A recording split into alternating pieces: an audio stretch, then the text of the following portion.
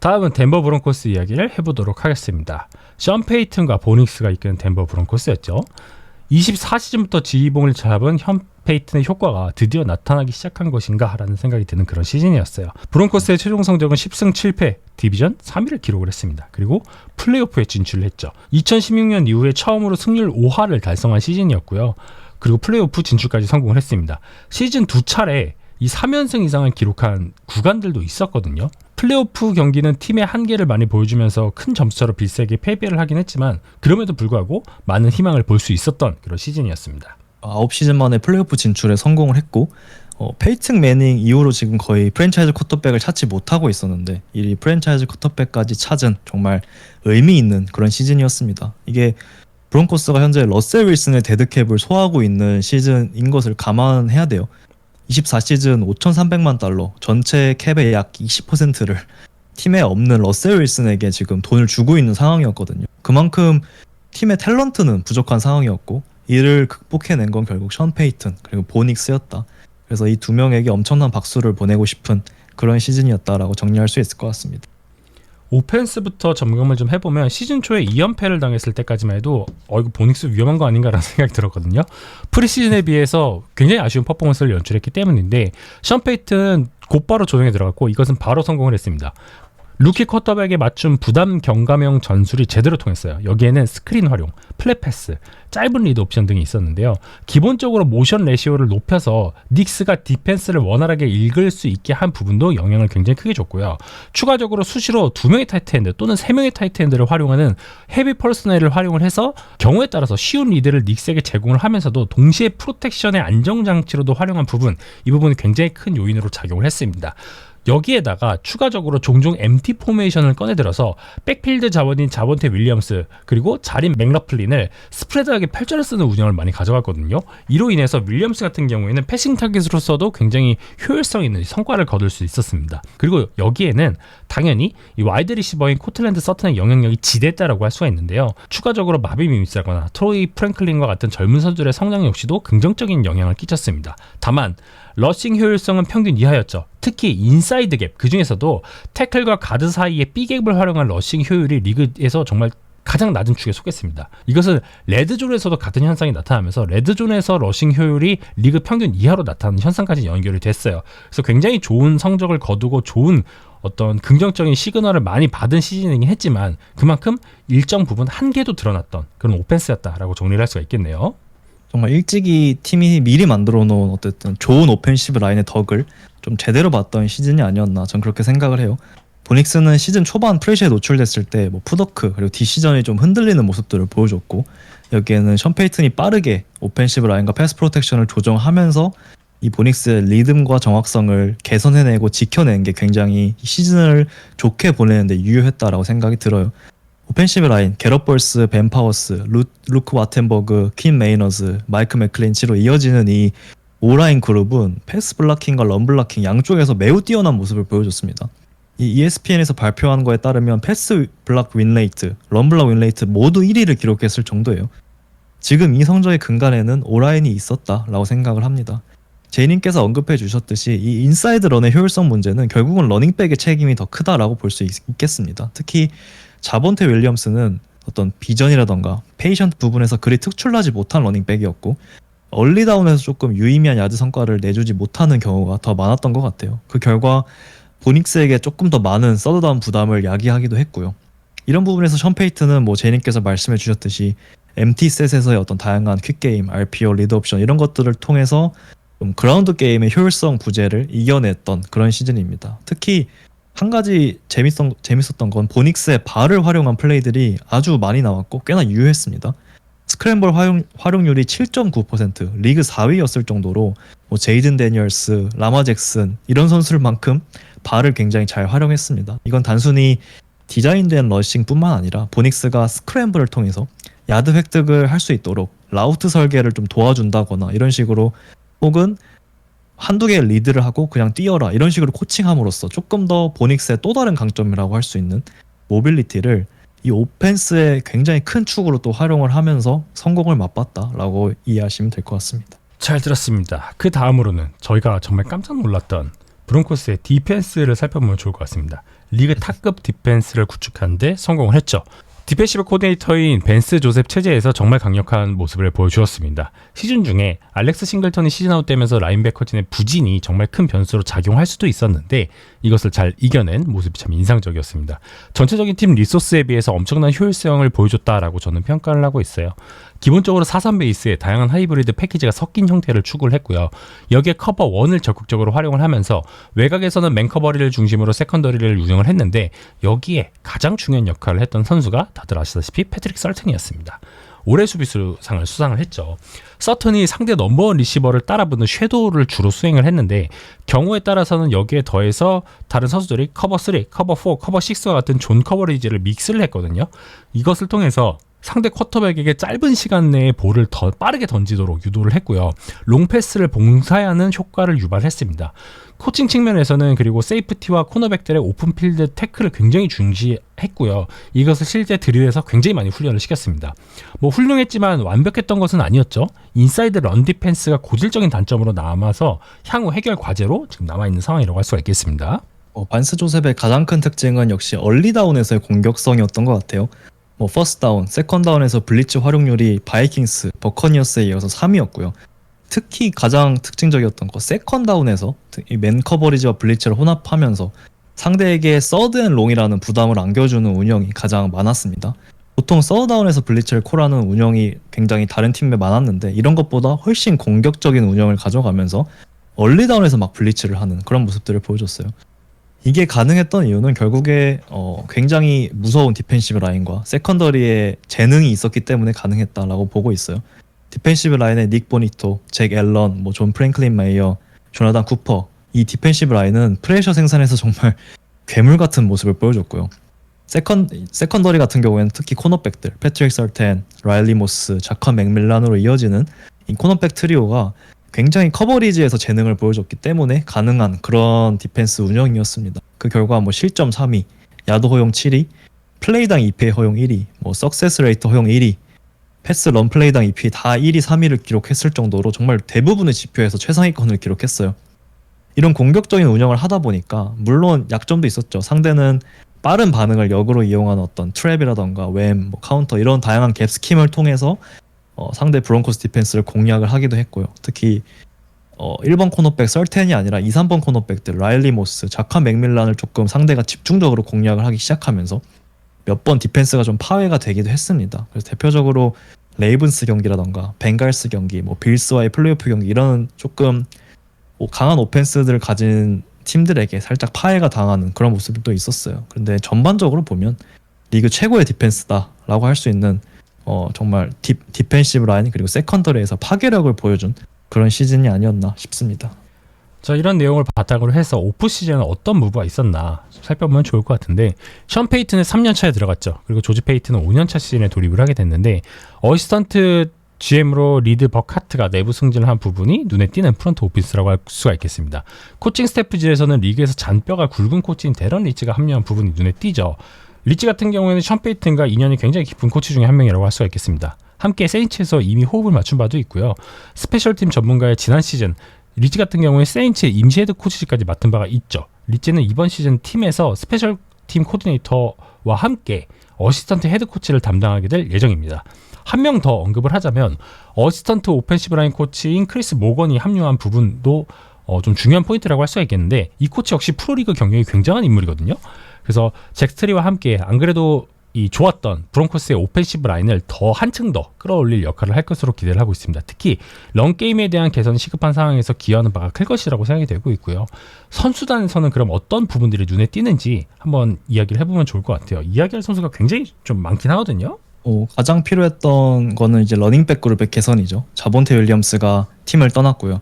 여기에 차저스에서 굉장히 좋은 활약을 했던 JK 도빈스를 영입했습니다. 거기에 2라운드에서 또 러닝백 RJ 하비에를 지명하면서 지난 시즌 뛰어난 럼블락에도 나름 고생했던 이 러닝백 룸을 완전히 탈바꿈시켰어요. 보닉스의 또 다른 패싱 타겟이 될 수 있는 타이트엔드 에반 잉그램도 영입을 했고요. 3라운드에서는 또 와이드 리시버 팻 브라이언트를 지명하면서 타이트엔드, 와이드 리시버 그룹에서 또 뎁스를 강화했습니다. 그 외에는 오펜시브 라인 5명 그리고 커틀랜드 서튼, 마빈 빔스 이런 선수를 다 그대로 데려가면서 크게 오펜시브 코어들은 다 지킨 그런 상황을 그런 오프 시즌을 보냈고요. 디펜스에서도 큰 업그레이드가 있었죠. 작년에 이제 마이크 라인베커 역할을 담당했던 코디 바튼이 팀을 떠난 대신에 나이너스에서 또 디펜스의 한 축을 담당했던 드래 그린로를 영입했고 세이프티 탈라노 후판카까지 영입을 했습니다. 그래서 나이너스에서 좀 많이 플레이메이커들로서 두각을 나타냈던 두 선수를 영입함으로써 좀 많이 이거는 굉장히 큰 영입이다라고 보이고, 또 하나의 시즌 후반에 좀 잦은 공략 대상이 되었던 이 슬락 코너백 자리를 강화하기 위한 차원으로 이제 1라운드에서 코너백 자데이 베런을 또 지명을 하면서 패트릭 설텐, 라일리 모스, 자데이 베런이라는 정말 리그 최고의 코너백 트리오를 또 갖추게 됐습니다. 이 브론코스는 올해도 러셀 윌슨의 3,200만 달러 데드캡이 잡혀있는 상황이에요. 굉장히 쉽지 않은 상황인데 그럼에도 공수 양면에서 로스터를 좀 차근차근 업그레이드 해나가고 있다, 이렇게 평가할 수 있을 것 같습니다. 자, 이런 내용들을 바탕으로 해서 저희가 어떤 부분들을 주목하면 좋을까. 일단 저희가 계속 강조했지만 런게임 강화, 이 부분이 굉장히 중요한 포인트라고 할 수가 있어요. 그리고 이제 보닉스에 대해서도 이야기를 추가적으로 하면 좋을 것 같은데, 24시즌 브론코스는 리그 하위권 러싱 효율을 보여줬습니다. 그래서 오프시즌 동안 기동성 있는 선수들을 적극 영입을 하면서 개선에 나섰죠. 앞에서 말씀드린 이 하비가 대표적인 인사라고 할 수가 있겠고요. 지금 현재 캠프를 거치면서 핵심 자원으로 떠오르고 있다라는 소식이 전해지고 있습니다. J.K. 도빈스 역시도 건강만 하다면 많은 스텝을 소화할 수 있는 경력 있는 베테랑이라고 할 수가 있고요. 라인업 그리고 전술 개편, 여기에 부상자 복귀, 추가 보강으로 올 시즌 더 다양한 러싱을 구사할 것으로 기대를 하고 있습니다. 런이 개선되면 당연히 자연스럽게 패싱 효율성의 증대도 기대할 수가 있죠. 보닉스는 기대 이상으로 멋진 시즌을 보냈습니다. 그래서 이번에 탑백 선정한 데도 들어갔죠. 그리고 닉스는 이번 오프 시즌 동안 샌디에고로 직접 이동을 해서 드류 브리스와 함께 트레이닝 그리고 미팅을 가졌고요. 아주 유명한 쿼터백 이 코치죠. 톰 하우스와 함께 훈련을 소화하기도 했다는 소식이 전해졌습니다. 특히 톰 하우스는 굉장히 유명한 또 스로잉 메카닉을 교정해주는 그런 코치죠. 톰 브레디, 드류 브리스는 물론이고 최근에 제일런 허츠까지 고쳐낸 정말 유명한 인물이다 보니까 보닉스가 톰 하우스와 훈련했다, 이 소식을 보는 순간 굉장히 기대가 되는 것도 사실입니다. 뭐 작년에 좀 고전했던 프레셔 상황에서의 어떤 푸더크와 스로잉 메카닉 문제라던가 기본적인 어떤 메카닉의 디테일을 다듬을 것으로 기대가 되고요. 그러다 보면 자연스럽게 보닉스의 어떤 패스의 기본적인 기본기가 굉장히 좋아지겠죠. 이런 것들을 기대할 수 있을 것 같고, 톰 하우스의 손을 거친 대부분의 쿼터백들이 정말 좀 드라마틱한 개선을 보였던 만큼 진짜 보닉스의 이번 오프시즌 훈련은 굉장히 좋았고 다음 시즌 많이 기대가 되는 부분이다 라고 보시면 될 것 같고요. 션 페이튼의 시스템 하에 있는 만큼 이게 또 드류 브리스라는 선수와 계속해서 연결될 수밖에 없는데, 이제 또 보닉스라는 선수가 드류 브리스의 어떤 재림이 될 수 있을 것인가, 그 부분이 또 하나의 포인트가 될 수 있을 것 같습니다. 그 외에는 뭐 런게임의 개선 그리고 러닝백 그룹의 다양화가 아마 가장 기대가 되는 부분인 것 같아요. 계속해서 얘기했지만 자본테 윌리엄스가 지난 시즌에 효율성과 생산성에서 굉장히 아쉬웠기 때문에 새롭게 합류한 뭐 RJ 하비, JK 도빈스 이 두 명의 러닝백이 이 부분을 많이 해결해 줄 것이다 라고 기대를 하고 있습니다. RJ 하비는 특히 이 무브먼트 스킬에서 굉장히 폭발력을 갖고 있는 선수예요. 빠르게 가속하고 빠르게 감속할 수 있는 그런 선수이다 보니까 주로 태클 바깥쪽을 에이밍하는 뭐 아웃사이드 존, 뭐 카운터 이런 좀 바깥쪽을 에이밍하는 스킴에 활용될 걸로 예상이 되고, JK 도빈스는 아무래도 저돌성 그리고 컨택 밸런스에 좀 강점을 가진 선수다 보니까 주로 인사이드 러싱에서 많이 활용이 되지 않을까, 그런 예상을 한번 해보고요.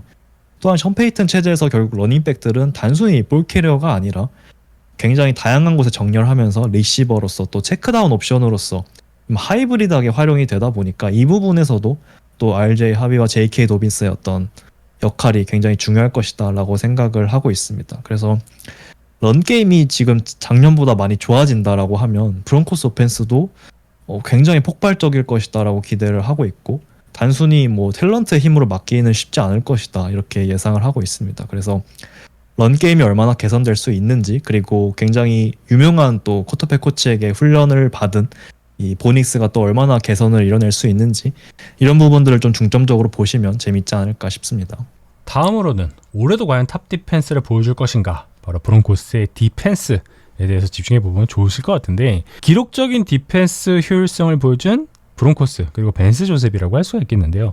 기존 주전들에 대한 유지와 함께 이번 FA로 드래그린로, 탈라노, 후판가라는 검증된 자원을 보충한 데다가 드래프트에서도 기대할 수 있는 자원인 자대 베런까지 데려오면서 보강에 성공을 했습니다. 벤스 조셉은 이번에도 시츄에이셔널 블리츠 그리고 여기에 다재다능한 멀티백들을 활용을 해서 강한 디펜스를 선사할 것이라고 기대가 많이 되고 있는데 어떤 부분들을 또 주목해서 보면 좋을 것 같나요? 지금 차저스랑 브론코스가 지금 리그 탑급의 어떤 디펜스 경쟁을 하고 있다라고 보는데 개인적으로 차저스 디펜스보다 브론코스 디펜스가 더 기대가 되는 것도 사실입니다. 그만큼 주축 선수들도 잘 지켰고 오히려 로스터가 업그레이드가 됐다 보니까 기대가 많이 되고요. 지난 시즌에 뭐 차저스, 벵갈스전에서 사실 패설턴이 아닌 나머지 코너백들이 다 공략을 당하는 모습들이 노출이 되다 보니까 여기에 또 빠르게 이걸 해결하기 위해서 자데이 베런을 지명하면서 세컨더리 보강을 지명한 게 굉장히 유효했다라고 생각이 들어요. 솔직히 반스 조셉의 디펜스가 작년 그 전까지만 해도 아주 성공적인 디펜스는 아니었거든요.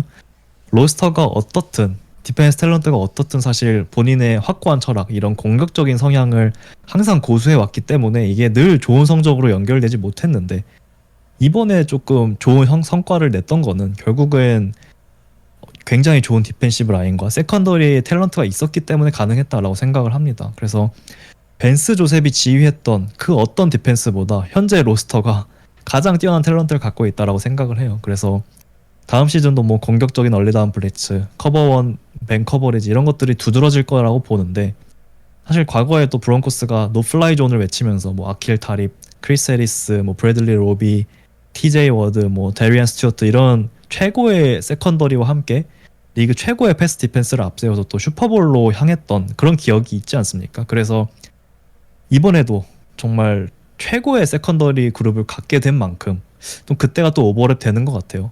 설텐과 모스, 베런, 뭐 브랜든 존슨, 탈라노, 후판가로 이어지는 이 세컨더리 그룹이 어떤 사고를 칠 수 있을지 또 노플라이 존에 정말 두 번째가 될 수 있을지 이걸 좀 주목해서 보시면 재밌지 않을까. 그래서 이 팀이 결국은 최고의 디펜스를 앞세워서 슈퍼볼로 또 다시 갈 수 있을까 그런 것들을 지켜보시면 재밌을 것 같습니다.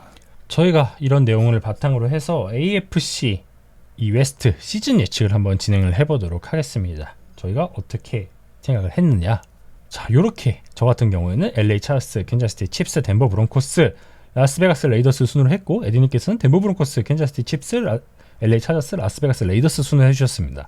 저희가 굉장히 특이하게 캔자스 칩스가 둘 다 2등이에요. 그리고 LA 차저스와 덴버 브론코스의 위치만 바뀌어 있는 그런 상황인데 왜 이렇게 생각했는지 한번 이야기를 해보도록 하겠습니다. 덴버 브론코스 11승 6패 왜 이런 예상을 하셨을까요? 일단 방금 말씀드렸지만 결국엔 공수 양면에서 다 로스터 자체가 업그레이드 됐다는 게 가장 긍정적인 부분이고요. 진짜 런게임마저 개선된다면 이 오펜스는 진짜 엄청 폭발적일 것 같고 막기 쉽지 않은 그런 오펜스가 될 거다라고 생각을 합니다. 그래서 AFC의 어떤 다크호스가 누구냐라고 하면은 전 덴버 브론코스를 꼽고 싶고요. 물론 스케줄이 아주 쉽진 않아요. 근데 어쨌든 로스터도 업그레이드 됐고 런게임 개선도 기대되고 디펜스 탤런트도 엄청나고 그러다 보니까 저는 진짜 10년 만에 처음으로 칩스가 아닌 브론코스가 이 AFC 웨스트를 우승하게 되지 않을까 좀 그런 예상을 한번 살짝 해보도록 하겠습니다. 잘 들었습니다. 저는 덴버 브론코스를 3위로 놓긴 했는데 사실 승으로 따지면은 차저스와 칩스와의 차이가 크지 않을 거라는 생각을 하고 있거든요. 뭐 전반적인 의견은 공감을 하고 있습니다. 강력한 수비진 그리고 션 페이튼의 영향력 증가로 이런 상승세가 계속해서 이어질 것이다라는 기대를 하고 있고요. 근데 이제 약간 걸리는 부분은 바이 위크 위치는 적절한데 후반 일정이 진짜 매우 험난합니다. 그리고 저 역시도 이변이 없다면 AFC 최고의 다크호스가 될 것이다라는 부분에 대해서는 기대를 하고 있는 그런 상황인데 좀 약간 일정적인 측면에서 약간 마이너스 되는 부분을 좀 줬던 것 같아요.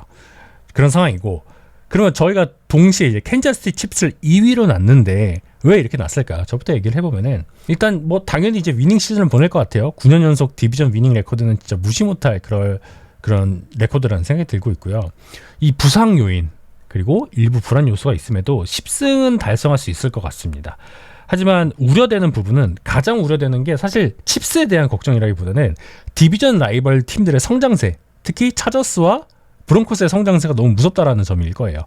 이 라이벌 팀 세 팀 모두 강력한 리더십과 함께 뚜렷한 정체성을 갖고 팀이 만들어지고 있거든요. 그래서 이 부분이 가장 우려된다라는 생각이 들고 있고 매우 부담스러운 9월 일정을 갖고 있습니다. 첫 번째 주차부터 차저스와의 브라질 매치 있죠. 그리고 필라델피아 이글스 다시 만나죠. 뉴욕 자이언츠 원정으로 만나죠. 그래서 볼티모어 레이븐스를 만나거든요. 굉장히 부담스러운 일정. 그리고 여기에 이어서 바이위크 전에 승기를 확실히 잡아놓고 들어가는 게 좋을 것 같다는 생각이 들고 있습니다. 이것에 따라서 칩스의 어떤 우승 가능성은 굉장히 많이 갈릴 것 같아요. 이게 말씀해주신 것처럼 디비전 라이벌들이 작년에 비해서 훨씬 더 좋아졌기 때문에 아무래도 작년보다는 조금 승수가 적지 않을까 그런 예측을 하게 되는 것 같아요. 작년에 15승을 했던 팀이지만 올해는 그 정도는 하기 힘들 것 같다라는 게 현실적인 기대치인 것 같고요. 그럼에도 기대가 되는 건 어쨌든 작년에 큰 불안 요소였던 뭐 코너백 룸이 보강된 거 매우 기대가 되고 특히 트레이닝 캠프에서 들려오는 소식들 조시 시몬스의 이 레프트 태클 정착이 굉장히 안정적으로 이루어지고 있다 이런 긍정적인 소식들이 또 전해지면서 나름 불안했던 부분들을 해결할 수 있지 않을까. 그게 또 하필 패트릭 마홈스이기 때문에 기대가 자꾸 드는 것 같습니다. 그래서 이 팀이 뭐 루징 시즌을 보낼 것이다 이런 걱정은 전혀 안 되고요. 당연히 뭐 11승 6패 혹은 뭐 10승 7패 12승 5패 이 정도 바운더리 당연히 있을 것 같고 덴버 브론코스와 좀 끝까지 디비전 우승을 좀 경쟁하지 않을까 저는 그렇게 생각을 하고 있습니다. 자, 다음은 저는 이제 LA 차저스를 1위로 놓고 에드님께서는 3위로 놨는데 이 부분에 대해서 에드님 먼저 의견 주시면 좋을 것 같아요. 저는 10승 7패 정도를 예상을 하는데 이게 그렉 로만의 오펜스는 늘 한계에 부딪혔고 이 한계에 대한 의구심이 저는 강하게 있기 때문에 작년보다 더 잘할 수 있을까 이런 의구심이 좀 들어요. 결국에 저희가 아까도 잠깐 얘기하긴 했지만 와이드 리시버 그룹이 또다시 쿠엔틴 존스턴에게 많이 기대할 수밖에 없는 상황이 또 벌어졌죠. 뭔가 좀 빅네임 영입은 딱히 없었고요. 결국은 레드 맥콘키가 막혔을 때 해결해 줄 수 있는 선수는 쿠엔틴 존스턴 그리고 루키 트레이리스가 전부인데 이 두 명이 얼마나 잘해줄 수 있을지 이거에 대한 의구심도 좀 있고요.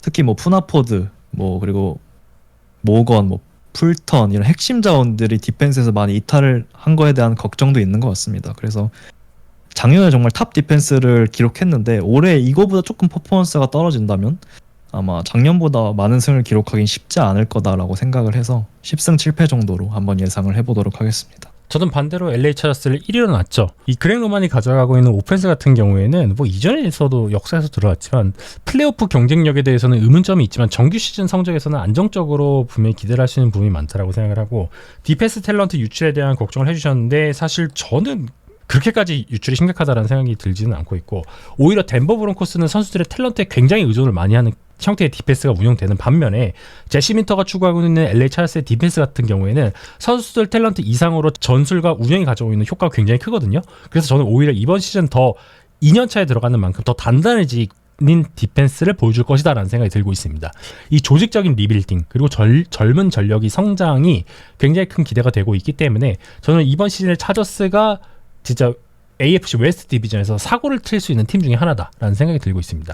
그리고 강력한 런게임 그리고 경기 운영을 원하는 대로 선택할 수 있는 거 이 부분은 하버도 원하는 거고 그렉 로만도 원하는 거거든요. 그리고 요 근간에는 부족한 패싱 게임을 언제든지 메워줄 수 있는 안정적인 저스틴 허버트라는 존재가 있기 때문에 트레이 해리스 아직 모르죠. 하지만 쿠엔틴 존스턴 혼자 있을 때보다는 그래도 트레이 해리스가 같이 조합이 이루어졌을 때 외곽에서 바운더리에서 1대1을 싸워줄 수 있는 또 다른 자원이 딱 안정적으로 갖춰지게 된다면 분명히 레드맨 콘키와 저스틴 허버트의 부담은 좀 덜어줄 수 있지 않을까라는 생각을 하기 때문에 저는 오히려 차저스를 조금 더 높게 평가하게 되는 것 같아요. 그리고 차저스 같은 경우에는 스케줄상 시즌 초에 3연속 디비전 매치가 잡혀있거든요. 여기서 만약에 진짜 좋은 성과를 보인다? 그렇게 되면은 디비전에서 충분히 상위권으로 일찌감치 치고 올라갈 수 있을 것이다 라는 기대를 하고 있습니다. 이어서 저희가 라스베가스 레이더스 얘기를 하면 좋을 것 같은데 일단 작년보다는 성적이 좋을 것 같다라고 둘 다 예상을 했어요. 그렇죠. 저부터 좀 얘기를 해보면은 뭐 피트 캐롤 정말 신뢰할 수 있을 만한 헤드 코치죠. 그리고 지노 스미스 중심의 리빌딩 이 팀은 어떤 당장 다음 시즌에 위닝 시즌을 보내겠다라는 것보다는 내후년 그리고 그 다음을 좀 더 기다리면서 준비를 하는 과정이라고 보면 좋을 것 같아요. 그래서 처참한 지난 시즌만큼은 아니지만 개선된 모습이 분명히 있을 거라고 생각이 되고 있고요. 뭐 여기에는 디비전 내 가장 강도가 낮은 스케줄 난이도가 있습니다. 그래서 진짜 100년 대계를 준비하는 팀으로서 의미 있는 성장세를 보여주는 게 확실히 필요하다라는 생각이 드네요. 뭐 NFL은 사실 제대로 된 헤드 코치 그리고 제대로 된 쿼터백만 있다면 언제든지 반등이 가능하다는 거를 사실 여러 시즌 동안 증명이 돼 왔죠. 피트 캐롤 굉장히 검증받은 헤드 코치이고 지노 스미스라는 쿼터백 당연히 리그 상위급은 아니지만 작년에 뭐 에이단 오코넬, 가드너 민슈, 데스먼드 리더에 비해서는 정말 한두 단계 아니 그 세 단계 이상은 높은 쿼터백이기 때문에 당연히 정말 작년보다는 좋아질 수밖에 없다라고 보고 있고요. 특히 뭐 칩 켈리가 갖고 올 또 이런 오펜스는 또 기대가 개인적으로 많이 하고 있고요. 물론 그럼에도 좀 위닝 시즌을 보내기 힘들 것 같다라고 예상하는 이유는 이 디비전 라이벌들이 세 팀 다 너무 강력하고 기본적으로 디펜스에 대한 좀 주전 선수들의 유출이 굉장히 많았기 때문에 이 부분은 조금 의구심이 듭니다. 특히 크리스티안 윌킨스에 대한 부재라던가 뭐 로버트 스필레인 이런 선수들 부재 그리고 뭐 네이트 홉스, 잭 존스, 트레버 모리그 나름 핵심 역할을 해주던 선수들이 또 많이 팀을 떠났기 때문에 이 부분에 대한 걱정은 어쩔 수 없이 있는 것 같아요. 그래서 한 7승 10패 정도가 적당하지 않을까 그런 예상을 한번 해보도록 하겠습니다. 네, 잘 들었습니다.